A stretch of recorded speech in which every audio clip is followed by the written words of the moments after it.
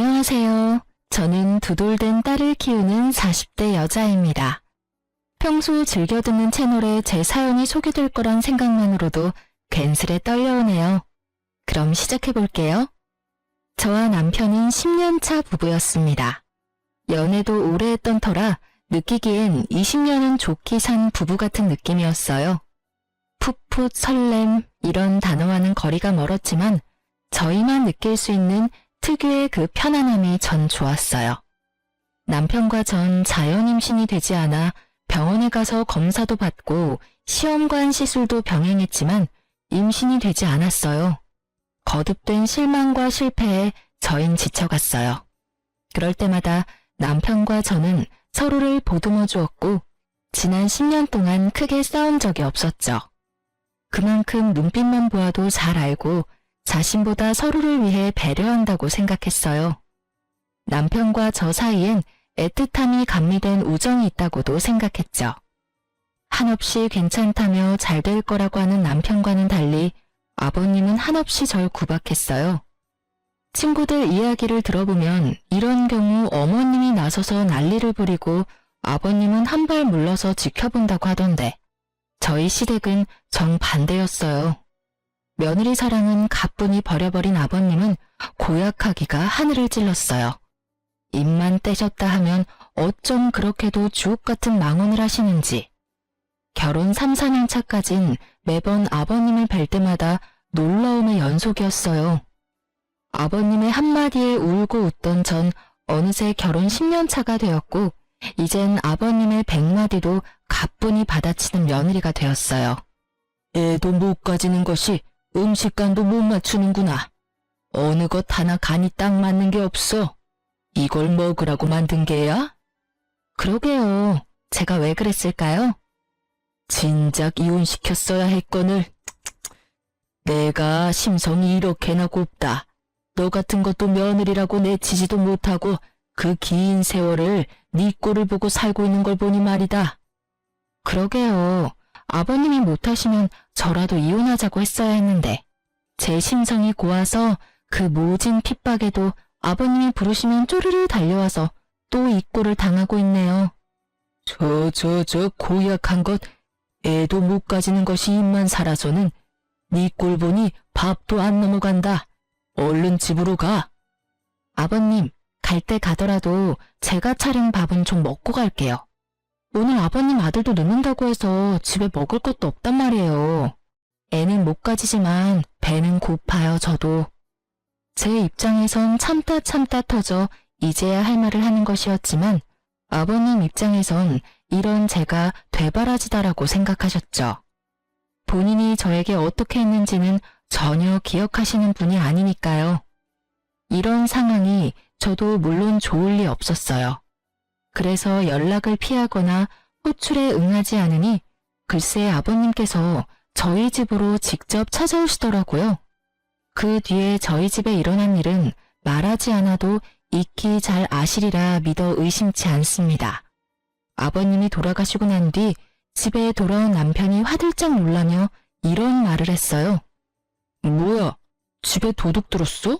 집꼴이 왜 이래? 구석구석 헤집으며 어찌나 딴지를 잘 거시는지. 그날 이후 전 아버님의 호출엔 그냥 응하는 것이 100배는 편하다는 결론에 도달하게 되었어요. 그 후 살기 위해 한마디씩 하다 보니 100마디도 받아치는 제가 되었더라고요. 제가 아버님의 말씀을 받아칠 때마다 어머님도 속이 시원하신지 표정이 꽤 밝으셨어요. 그러다 아버님이 역정을 내시며 자리를 뜨시는 날이면 저에게 엄지손가락을 치켜 세워주시곤 했죠. 이렇게 제 편을 들어주시는 어머님이 계셔 저도 참지 않고 할 말은 할 수 있게 된 것 같아요. 참 감사한 일이죠. 하지만 아무리 할 말은 다 하는 저일지라도 상처를 받지 않는 건 아니었어요. 특히 아버님의 말씀에 친정 부모님이 등장하는 날이면 울컥하는 마음에 말보다 눈물이 앞서곤 했어요. 그런 날이면 어김없이 어머님이 나서주셨어요. 내가 이런 말까진 안 하려고 했는데 난 도대체 이해가 안 되는구나. 사도는 어떻게 너같이 애도 못 가지는 것을 시집 보낼 생각을 했는지 나 같으면 시집은커녕 집 밖에도 못 나가게 했을 텐데 말이다. 아휴, 적당히 좀 해요, 제발. 당신은 지겹지도 않아요? 했던 말 또 하고 또 하고. 당신 때문에 들어서려던 애도 떨어지겠어요. 애들 이대로 자식 한번 못 안게 되면 다 당신 탓인 줄 알아요. 그게 왜 내 탓이야? 딴 집 며느리는 셋씩이나 낳고도 또 임신했다고 하던데. 쟤는 병원 가서 시술인가 나발인가도 받으면서도 소식 없는 거 보면 모르긴 몰라도 몸에 문제가 있는 게지. 당신 정말 치매 검사라도 해봐야 하는 거 아니에요? 애들 당신 등살에 매년 검진받고 있는 거 정말 몰라서 그런 말 하는 거면 당장 내일 나랑 병원부터 갑시다. 당신 말대로 모르긴 몰라도 머리에 문제가 있어 보이니까요. 이 할망구가 지금 누구 편을 드는 게야? 당신이 있다 이러고는데 내가 누구 편을 들겠어요? 당연히 며느리 편을 들죠. 꼴에 같은 여자라고 편드는 꼬락서니 하고는 혀 좀 그만 차고 할 일이 그렇게 없으면 들어가서 잠이나 자요. 꼴도 보기 싫으니까. 그렇게 아버님을 방으로 보내버린 어머님은 늘 제 손을 꼭 잡아주시며 말씀하셨어요. 아가, 미안하구나.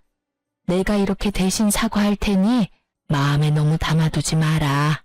저런 말들 마음에 담아둬봤자 너만 병들어. 알겠지? 네, 어머님.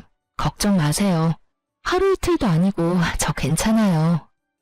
전 늘 이렇게 대답하곤 어머님을 향해 웃어 보였고요.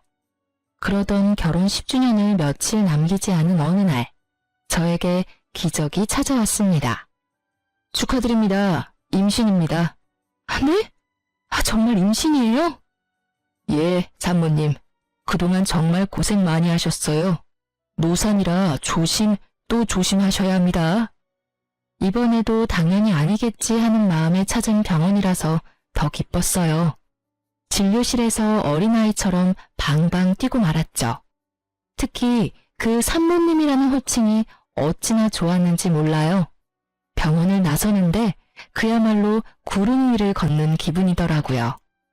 전 남편보다 먼저 아버님께 전화를 걸었어요. 아버님의 말씀대로 아기도 못 가지던 것이 드디어 임신을 했다는 사실을 제일 먼저 알려드리고 싶었으니까요. 네가 웬일이냐? 먼저 전화를 다 하고. 아버님, 저 지금 병원에서 나오는 길인데 저 임신했대요. 뭐? 그게 사실이야? 네, 노산이라서 조심하라고 하네요. 그거 말곤 저도 아기도 건강하대요. 심장 소리도 들었는데 신기하더라고요. 그래? 우리 아가 고생 많이 했어. 그래서 지금 병원 앞이냐? 아버님은 민망하지도 않으신지 임신 소식에 말투가 180도로 바뀌셨고 전 그런 아버님의 말투에 웃음이 튀어나오려는 걸 겨우 참으며 답했어요. 네, 택시 타고 가려고 기다리고 있어요. 그럼 조금만 더 기다리거라. 내가 데리러 갈 테니. 네? 아니에요. 병원 오는 날이라 아침 일찍부터 설쳤더니 피곤해서 빨리 집에 가서 눕고 싶어요, 아버님. 그러냐? 그러면 집에 가서 기다리거라. 내가 갈 테니.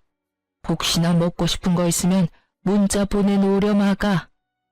언제 들어봤는지 이젠 기억도 안 나는 호칭 아가. 아버님은 저를 아가라 불러주시며 완전히 다른 사람이 되어 저를 대해주시더라고요.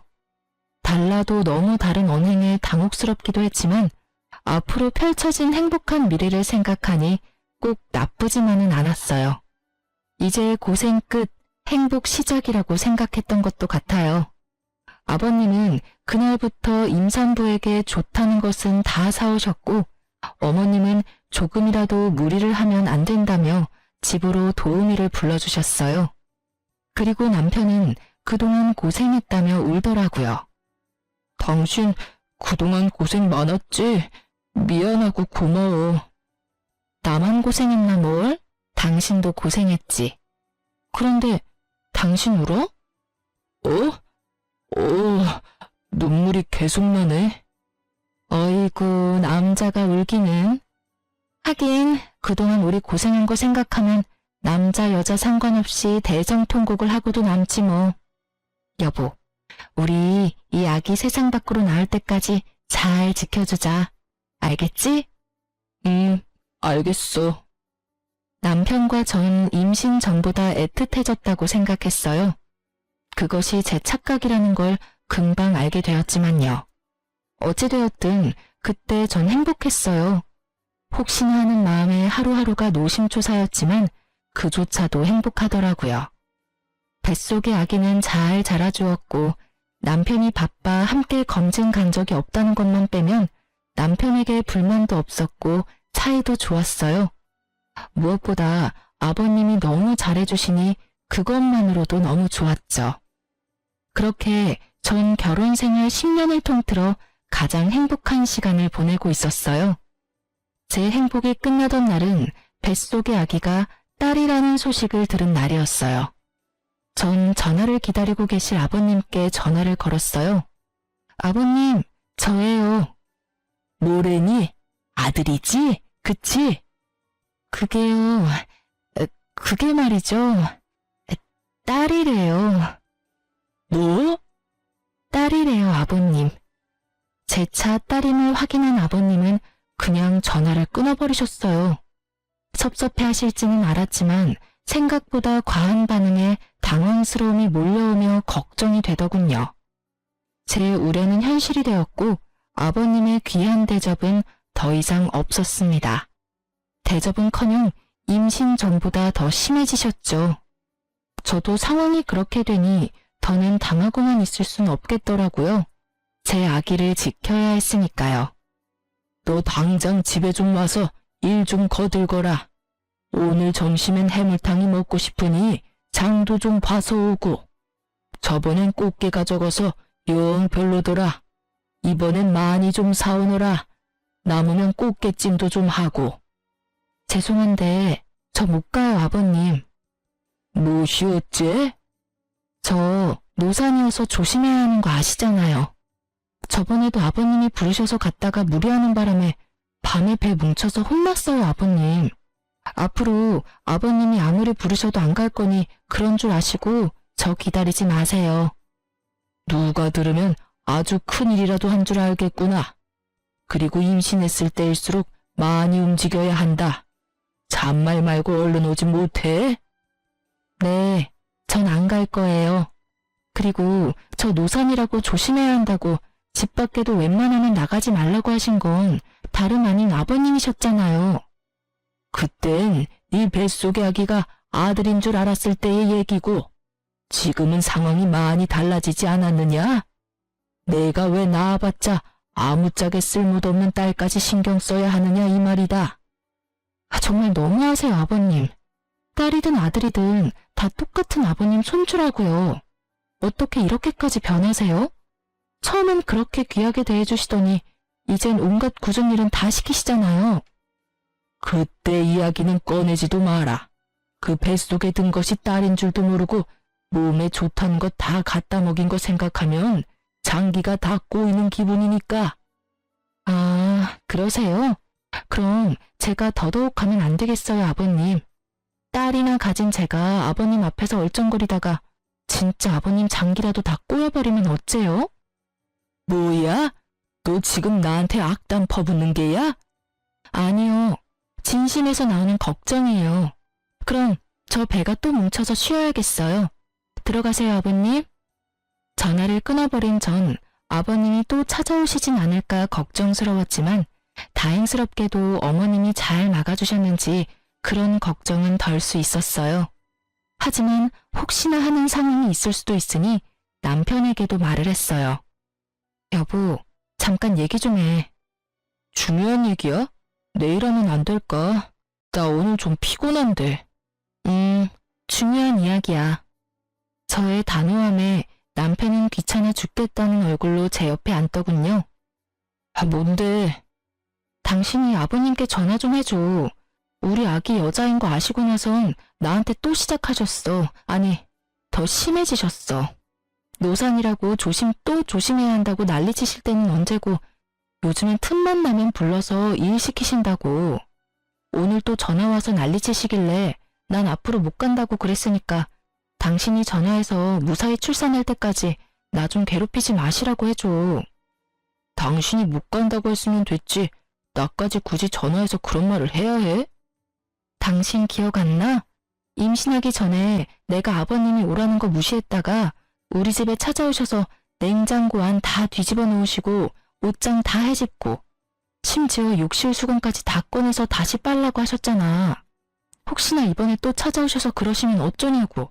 지금은 홀몸도 아닌데. 알겠으니까 그만 좀 해. 나 오늘 진짜 힘들었어. 요즘 계속 야근하는 거 알잖아. 제발 나 좀 쉬자, 어? 그래, 알겠어. 내일 꼭 전화 드려. 남편의 무관심에 가까운 태도가 마음에 들지 않았지만 정말 피곤해서 저러는가 보다 했어요. 하지만 남편의 무관심엔 이유가 다 있었더라고요. 그 이유는 며칠 뒤 퇴근하고 돌아온 남편의 손에 있었어요. 이게 다 뭐야? 내가 묻고 싶다. 이게 다 뭐야? 이 남자 누구냐고. 남편이 건넨 것은 낯선 남자 품에 안겨있는 저의 모습이 찍힌 사진이었습니다. 당황스러웠죠. 아무리 보아도 처음 보는 남자의 품에 아무리 보아도 저인 여자가 안기다시피 기대어 있었으니까요. 나도 몰라. 이 여자는 내가 맞는데 이 남자는 나도 누구인지 몰라. 진짜야. 당신 지금 그걸 말이라고 해? 솔직히 말하라고. 나 진짜 억울해. 당신 나랑 산 세월이 얼만데 날 몰라? 내가 당신 두고 바람필 여자야? 그러니까 설명을 해보라고. 이 남자는 누구인지, 왜 이러고 있는 것인지. 나도 말하고 싶어. 그런데 진짜 아무 생각도 안 나는 걸 어떻게 해? 크게 당황한 저는 아무 생각이 떠오르지 않았어요. 그저 억울하다는 생각밖에 들지 않았어요.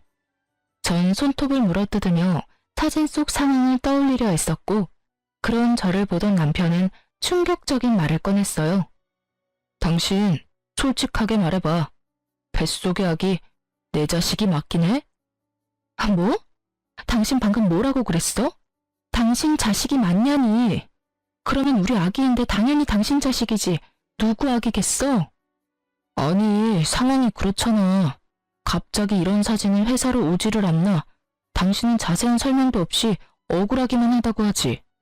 입장 바꿔 당신이 나라면 의심 안 되겠어?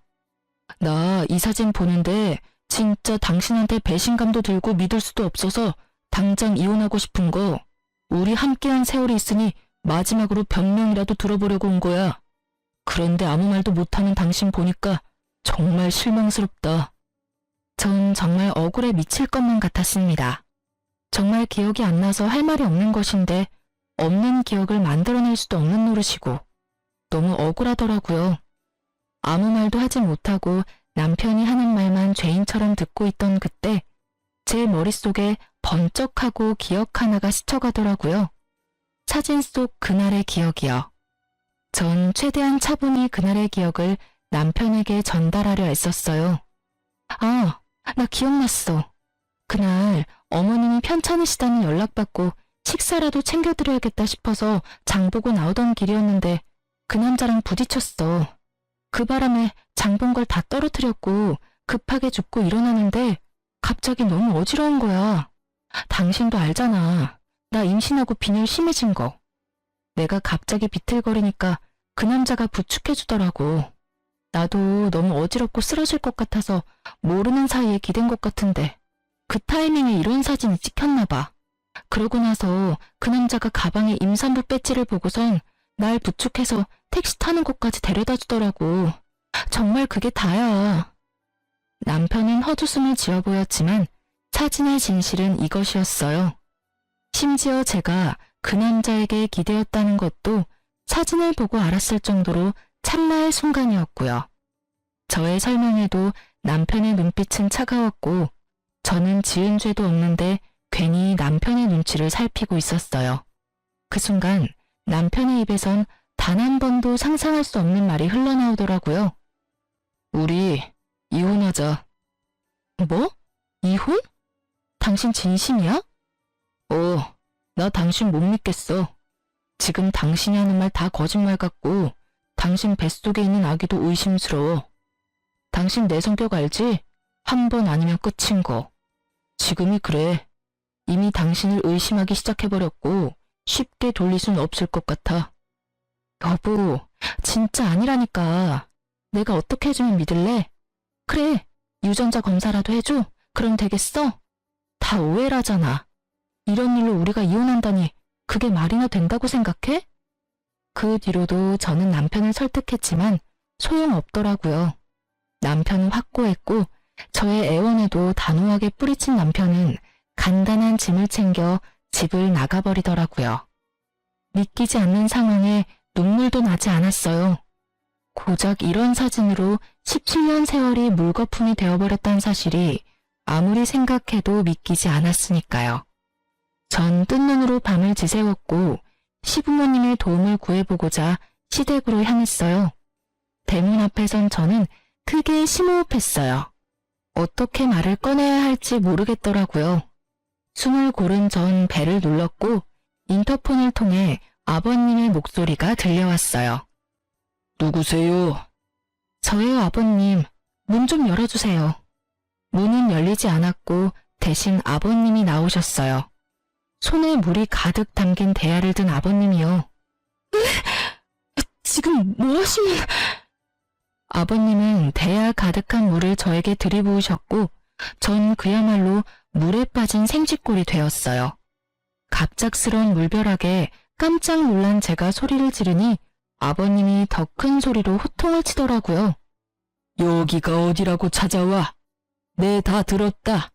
어디 감히 네가 주제도 모르고 바람을 피워? 아버님, 그게 오해예요. 10년을 보셨으면서 모르시겠어요? 난 모른다. 그러니 썩 꺼져. 한 번만 더 찾아오면 물이 아니라 오물을 뿌려버릴 테니 찾아올 생각은 하지도 마라. 저런 배은망덕한 것 같으니라고. 아버님, 아버님, 아버님!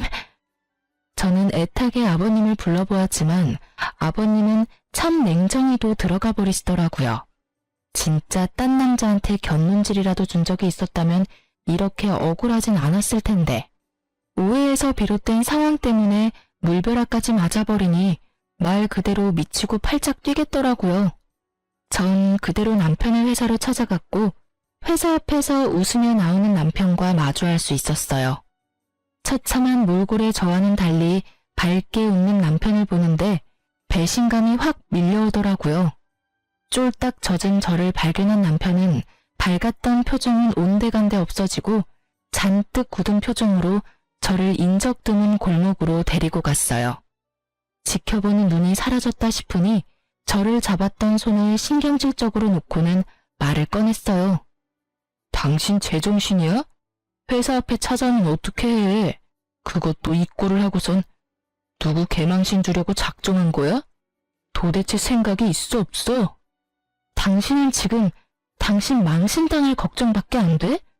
내가 어쩌다 이렇게 홀딱 젖었는지 우리 아기는 괜찮은지 그런 걱정은 전혀 되지 않는 거야? 내가 바람 피운 당신이랑 누구 자식인지도 모르는 아기 걱정까지 하길 바라는 거야? 나한테 너무 과한 걸 바라는 거 아니야? 오해라고 했잖아. 아니라고. 난 정말 아니라니까? 당신 이러는 거 진짜 사람 질리게 하는 거 모르지? 뭐? 사실 이젠 그 사진이 오해든 아니든 상관없이 당신이란 여자랑 더 못 살 것 같아. 부부 사이에 믿음이 없는데 어떻게 같이 살아? 몸도 무거운데 괜히 고생하고 다니지 말고 그냥 이혼해. 마지막 부탁이야. 그럼 나 가볼게.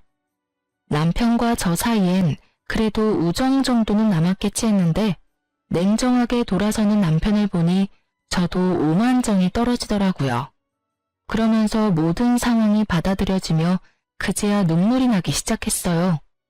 전 그대로 주저앉아 배를 감싸 안고 울었어요. 저보다 아기가 더 불쌍해 눈물이 멈추지 않더라고요. 하염없이 울고만 있던 그때 어떤 남자가 다가왔어요. 전 인기척에 고개를 들었고 그 남자의 얼굴을 확인하는 순간 자리에서 벌떡 일어설 수밖에 없었어요. 그 남자는 바로 사진 속 그 남자였어요. 맞죠? 그때 저 도와주셨던 분 맞으시죠? 네, 맞긴 한데 움직일 수는 있으시죠? 괜찮다면 여기서 먼 곳으로 가서 드릴 말씀이 있는데 괜찮으실까요? 네. 저도 부탁드릴 게 있어요. 가시죠. 저와 그 남자는 택시를 타고 남편의 회사에서 꽤 떨어진 카페에 도착했고 그곳에서 전 충격적인 이야기를 들을 수 있었어요. 정말 죄송합니다. 전 진짜 일이 이렇게까지 될지 모르고 청 부장님이 시키는 대로 했을 뿐인데 정말 죄송합니다. 죄송하다뇨? 그리고 성 부장님이라면 저희 남편이요? 네, 그게 부장님께서 사모님 골탕 좀 먹이려고 그런다고 사진 몇 컷만 찍혀주면 된다고 하셔서 그런 짓까지 하게 됐습니다. 기껏 골탕이나 먹이려고 이런 짓까지 해야 하나 싶기도 했지만 부탁만 들어주면 승진은 보장된다는 부장님 말씀에 깊이 생각하지 못하고 사모님께 큰 잘못을 저질렀어요. 정말 죄송합니다. 그러니까 남편이 부탁해서 일부러 저한테 접근하셨단 말씀이세요? 네. 저희 남편이 왜요? 도대체 저희 남편이 왜 저한테 그런 짓까지 하는 말이에요? 그게... 그 뒤에 안 사실인데 알고 보니 성 부장님 저희 회사 신입사원이랑 바람을 피우고 계시더라고요. 저도 정말 몰랐어요. 우연히 두 사람 손잡고 가는 모습을 보고 저도 정말 많이 놀랐어요. 그래서 어떻게 해야 하나 고민하는 와중에 오늘 사모님 모습을 보는데 이대로는 안 되겠다 싶어서 말씀드리게 됐어요. 정말 죄송합니다. 갑자기 변한 남편의 태도가 모두 이해가 되며 퍼즐이 완성된 느낌. 남자의 말에 의하면 남편과 상간녀의 관계는 제가 임신하기 전부터 시작된 것 같다고 했어요. 상간녀는 당연히 남편이 유부남인 걸 알고 시작했고 회사 내에서 두 사람의 관계를 아는 사람은 본인뿐이라고 하더라고요. 남편과 상간녀는 남자가 아는 줄은 전혀 모르고요. 말을 듣는데 제가 임신 사실을 알렸을 당시 남편이 흘렸던 눈물이 생각나더라고요. 그리고 알게 되었죠. 그 눈물은 기쁨이 아니라 슬픔이라는 사실을요. 아무리 상간녀가 좋아 죽을 것만 같아도 그렇지 어떻게 뱃속에 아기까지 부정하며 저를 모함할 수가 있는지. 제가 알던 남편의 모습과는 달라도 너무 다른 모습에 충격이 컸어요. 하늘이 무너진다는 기분이 이런 기분인가 싶었어요. 한참을 멍하니 있던 저는 남자의 계속되는 사과에 겨우 정신을 차리고 말했어요. 그렇게 미안하면 제 부탁 좀 들어주세요. 아니, 들어주셔야 할 거예요. 어떤 부탁이요? 제 남편하고 그 여자 함께 있는 모습 사진 찍어서 저한테 좀 보내주세요. 이대로 이혼하기엔 제가 너무 억울해서 안 될 것 같아서요. 그쪽이 도와주면 제 억울함이 많이 풀릴 것 같은데 할 수 있겠어요? 네, 알겠습니다. 제가 한 짓도 있으니 제가 앞으로 사모님의 조력자가 되어드리겠습니다. 제가 불쌍했던 남자는 그렇게 저의 조력자가 되었고 그날 이후 저에게 큰 도움이 되었어요. 집으로 돌아온 전 따뜻한 물에 몸을 녹이고 따뜻한 차도 마셨어요. 그리곤 남편에게 전화를 걸었죠. 왜 또? 날이 선 남편의 반응에 당장이라도 욕이 나올 것 같았지만 전 더 큰 통쾌함을 위해 꾹 참고 대답했어요. 이혼하자. 당신 소원대로 이혼해 줄 테니까 우선 집에 들어와. 이번 주는 나도 바쁘고 다음 주에 법원 가자.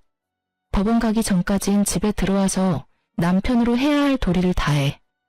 당신이랑 나랑 연애까지 다 합치면 17년인데 이대로 끝나는 건 함께한 날들에 대한 예의가 아니지 않아?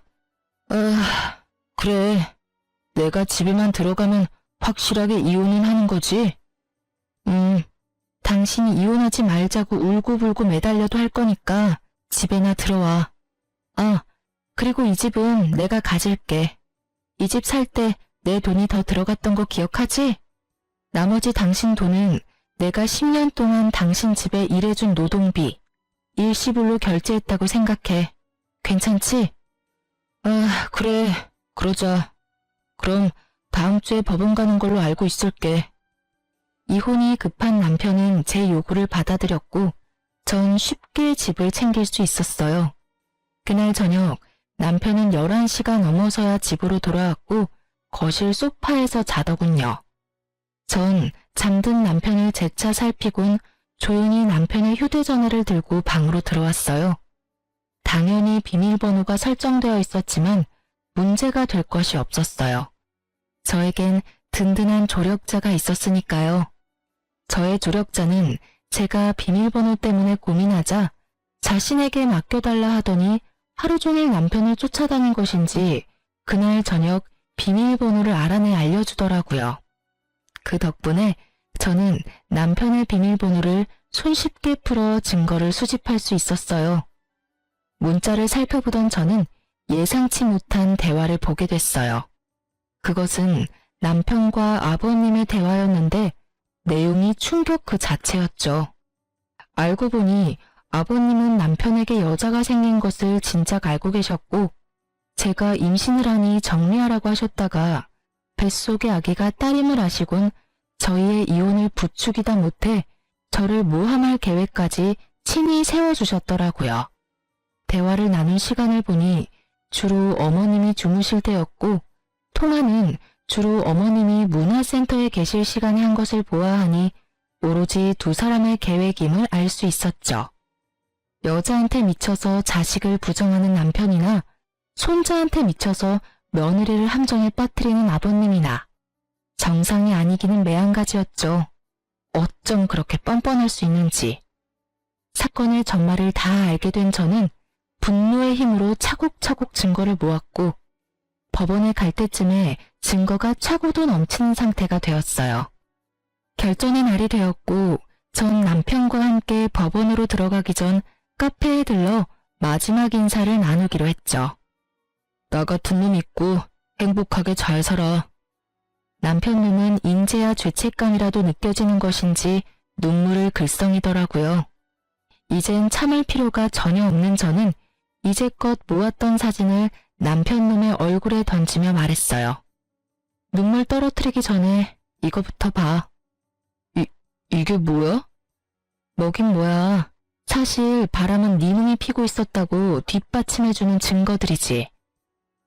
그게 무슨 말이야. 바람이라니. 말도 안 되는 소리 그만하고 이제 법원 가자. 이혼해야지. 얼굴에 핏기라곤 없는 남편 놈은 발뺌하기 시작했고 전 나머지 증거들도 보여주었죠. 이건 너랑 그 여자랑 나눈 대화. 이건 네 사진첩에 있던 두 사람의 다정한 모습. 이건 너랑 네 아버지가 나눈 대화. 이래도 발뺌할 거야? 이게 다 너 때문이잖아. 그러게 10년 동안 안 되던 임신이 왜 갑자기 돼서는 날 이렇게까지 하게 만들어? 그냥 임신을 이유로 이혼하게 됐으면 얼마나 좋았냐고. 왜 임신으로 내 발목을 잡냐고. 사실 진심 어린 사과를 했다면 위자료만 받고 이혼해 주려고 했어요. 17년이란 세월이 저의 마음을 약하게 만들었거든요. 하지만 끝까지 제 탓을 하는 남편을 보니 제가 약해질 필요가 없음을 깨달았죠. 무릎을 꿇고 싹싹 빌어도 모자랄 판국에 이 와중에도 내 탓을 한다고? 이제 보니 뭐 아버님을 많이 닮았네. 아주 뻔뻔하기가 하늘을 찌르고도 남겠어? 내가 그간 함께한 세월을 생각해서 적당히 하고 넘어가 주려고 했는데 너 하는 꼴을 보니 적당히 해선 안 될 것 같네.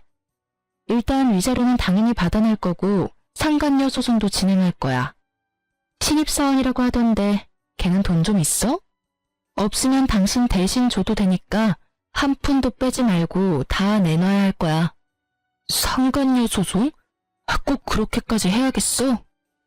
꼭 그렇게까지 네가 했던데? 그러게 왜 이런 상황까지 만들어. 차라리 솔직하게 말했으면 이런 상황까진 오진 않았을 텐데.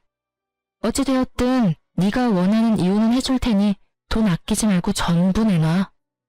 남편님은 저의 뜻대로 다 해줄 수밖에 없었고, 그렇게 전 성공적으로 이혼을 할 수 있게 되었어요. 위자료가 입금되던 날, 전 모든 증거를 남편의 회사로 보내버렸고, 그냥 외도 사실도 공분을 살 짓인데 임신한 아내를 모함까지 하며 이혼하려고 했던 사실이 부장이라는 타이틀에 제대로 먹칠을 해버린 거죠. 회사에서 당장 해고 조치가 이루어졌고 두 사람은 사내 직원들의 입소문에 오르내리며 아주 화려한 퇴사를 하고 말았죠. 남편의 뻔뻔함이 부른 결과가 꽤 만족스럽더라고요. 자기 아들이 회사까지 쫓겨나는 상황이 되어버리자 전 시부가 머리 끝까지 화가 난 채로 왔어요. 이런 상황을 예상했던 저는 친정아빠에게 한동안 함께 있길 미리 부탁했고 드디어 제 한알 풀 날이 왔다고 생각했어요. 아무것도 모르는 전 시부는 현관문을 두드리며 온갖 욕을 퍼부어대셨고 아빠는 현관문을 열자마자 며칠 전부터 채워두셨던 물 양동이를 아버님의 머리 위로 부어버리셨어요. 그리곤 제가 들은 말을 그대로 돌려주셨죠. 썩 꺼지지 못해? 여기가 어디라고 찾아와서는 남의 집 귀한 딸한테 욕짓거리야 욕짓거리가. 다시 한번 찾아왔다간 물이 아니라 오물을 확 뿌려버릴 테니 2번 다신 찾아올 생각도 하지 마. 당장 꺼져! 풍채가 남다른 아빠의 호통에 전 시부는 겁에 질려 달아나더군요. 얼마나 무서우셨으면 발이 꼬여 2번이나 넘어졌는데도 벌떡 일어나 꽁지 빠지게 도망가시더라고요. 아버님이 다녀가시고 며칠 뒤 많이 수척해진 모습의 어머님도 찾아오셨어요. 어머님은 저에게 무릎을 꿇으시곤 용서를 구하시며 우시더라고요. 아가, 내가 대신 사과하마. 내가 자식을 잘못 키워서 네가 이런 몹쓸 짓을 당했어. 어머님, 이러지 마세요. 일어나세요. 아가, 네가 믿을지 모르지만 난 정말 몰랐단다. 두 사람이 그런 경악할 일을 꾸미고 있을 줄은 상상도 못했어. 알고 있어요. 그러니까 제발 일어나세요, 어머님. 저의 부탁에 어머님은 일어나셨고 저는 그런 어머님을 모시고 집안 소파에 앉혀드렸어요. 저의 손을 잡고 한참을 우시던 어머님은 어느 정도 진정이 되셨는지 목을 가다듬고 말을 꺼내셨어요. 나도 변호사 선임해서 이혼 진행하고 있어. 너한테 무슨 짓을 했는지 듣는데 도저히 그 영감이랑 살 수가 없겠더라고. 남은 세월이라도 편하게 살아보련다. 실버타운도 다 알아봐 놨어. 이혼이요? 그리고 실버타운이라니 비쌀 텐데 어머님 돈 있으세요? 돈? 돈이야 많지. 네가 몰라서 그러는데 우리 집 재산 대부분이 내 명이란다. 네? 저는 놀랬고 어머님은 웃으셨죠. 알고 보니 어머님의 친정이 갑부였다고 하더라고요. 그래서 지금 시댁 재산은 거의 어머님의 것이고 시부는 어머님의 등골을 파먹으며 그간 사셨다고 했어요. 그러면서 통장 하나를 내미시더라고요. 이거 너 임신했다고 했을 때부터 준비해뒀던 거야. 상가 정리한 돈인데 출산 선물로 주려고 했더니 이렇게 주게 되는구나. 어머님, 이거 금액이 너무 큰데요. 요즘 애 하나 키우는데 드는 돈이 얼만지 아니? 우리 집에 시집와서 10년 동안 상처받은 마음에 대한 치료비라고 생각하고 받아. 그럼 나는 이만 가보마. 그리고 앞으로 나한테도 연락하지 말거라.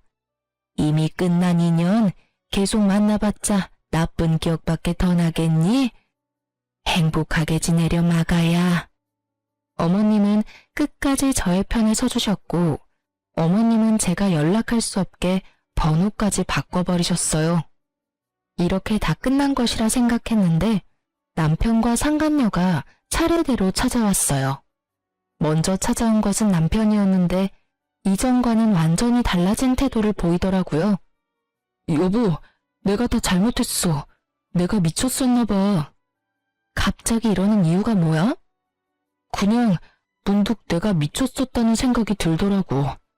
우리 귀한 아기까지 버리고 그깟 여자가 뭐라고. 내가 그러면 안 되는 거였는데 나 진짜 반성 많이 했어. 나 한 번만 용서해주면 안 돼? 너 어머님 이혼하신다는 사실 알았구나? 그래서 이러는 거지? 아니야. 내가 널 모르니? 네 아버지도 어머님께 쫓겨날 것 같으니까 나한테 와서 이러는 거겠지. 이젠 좀 솔직해지지 그래? 그게 사실은 당신 말이 맞아. 두 분 이혼하셨는데 아버지는 거의 가진 것도 없이 쫓겨나셨어. 거기다 나까지 쫓아내시더라고. 그래도 자식이라고는 나 하나밖에 없는데 어떻게 이러실 수가 있어. 정말 너무하셨잖아. 그렇지 않아? 그걸 왜 나한테 와서 물어? 네가 그렇게 좋아 죽고 못 사는 여자한테 가서 묻지. 그 여자랑은 진짜 헤어졌어. 상간녀 소송당하더니 애가 미쳐버리더라고. 그래서 이건 아니다 싶었는데 회사 잘리고 나선 연락도 안 돼. 뭐 어차피 헤어지고 당신한테 돌아오려고 했는데 잘 됐어. 사연을 들으며 바람 피운 남자들이 뻔뻔하게 굴 땐 저게 진짜일까? 하는 생각이 들었는데 그게 진짜이더라고요. 어쩜 이런 한심한 생각을 당연하다는 듯이 하는 것인지 한편으론 대단하다는 생각까지 들더라고요. 정신 좀 차려. 네가 다시 돌아온다고 하면 내가 두 팔 벌려 환영할 줄 알았어? 그 자신감은 도대체 어디서 나오는 거니?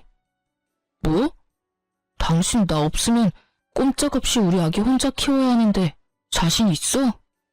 자신 없을 건 또 뭐야? 난 자신 있는데?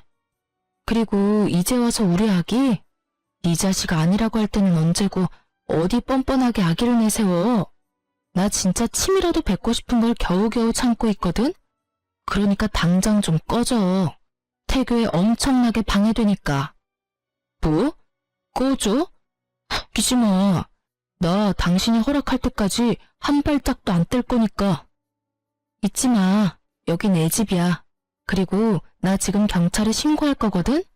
질질 끌려가도 괜찮으면 계속 있어. 난 상관없으니까.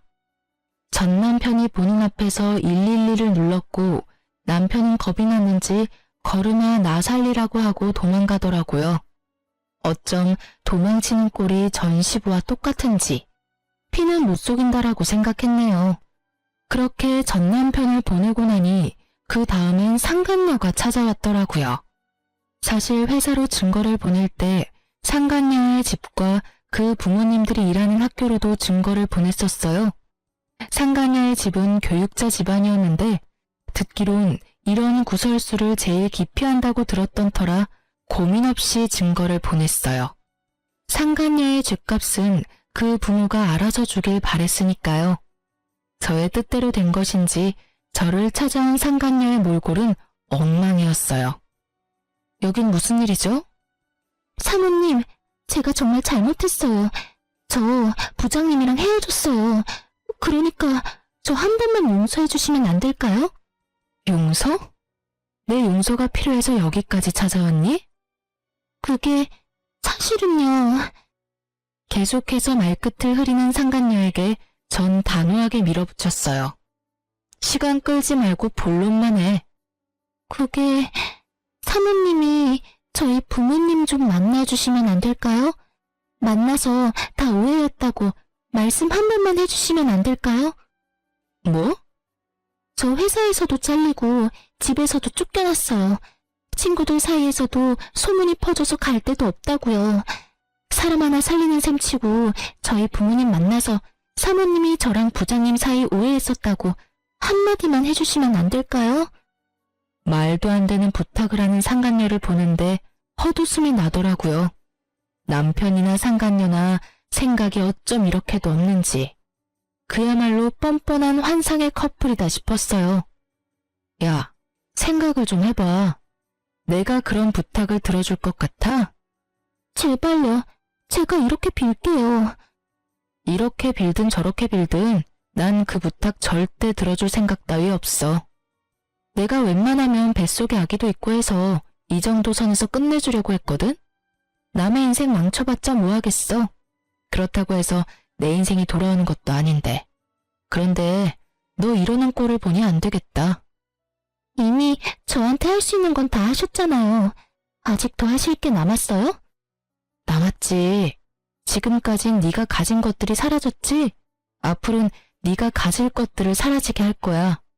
난 앞으로 널 평생 쫓아다니면서 네가 한 짓들 다 알리고 다닐 거야. 네가 다시 취직을 하면 그 회사에 찾아가서 다 알릴 거고, 네가 결혼을 하면 그 결혼식장에 찾아가서 그 결혼 망쳐버릴 거야. 알겠어? 사모님, 꼭 그렇게까지 하셔야겠어요? 제가 이렇게 빌잖아요. 제가 불쌍하지도 않으세요? 그러는 넌 내가 불쌍하지도 않았어? 내 뱃속의 아기는 안 불쌍하더니? 그게... 여기서 울고 있지 말고 얼른 나가.